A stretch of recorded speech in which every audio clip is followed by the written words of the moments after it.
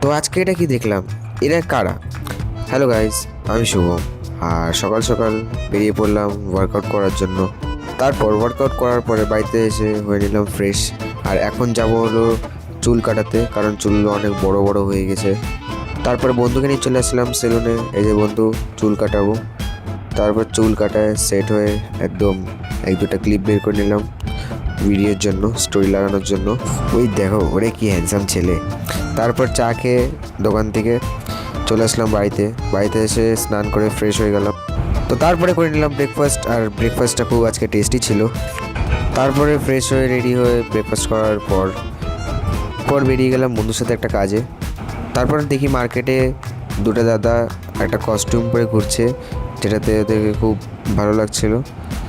তারপরে চলে গেলাম বাড়িতে। বাড়িতে আসার পরে করে নিলাম লাঞ্চ। আর হ্যাঁ, কালকের ব্লগের মতন কিন্তু আজকের মধ্যে কোনো মিস্টেক নেই। তারপর একটা কাজে চলে গেলাম দিদাবাড়ি। ওখান থেকে আবার চলে গেলাম মার্কেট, কারণ কাজটা মার্কেটেই ছিল। তারপরে চলে আসলাম বিজেপিতে। ওখানে বন্ধুদের সাথে দেখা, ওরা জ্যামিং করছিল, গান করছিল সবাই মিলে। তো ওখানে একটুক্ষণ বসে বেরিয়ে গেলাম চা খাওয়ার জন্য বম্বে কাটিংয়ে। তো ওখানে এরা দুজন তো খুবই ব্যস্ত, দুজনে গার্লফ্রেন্ডের সাথে। আমি ভাই সিঙ্গেল মানুষ।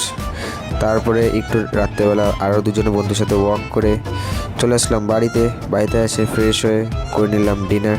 তো আজকের ব্লগ এতটুকুই।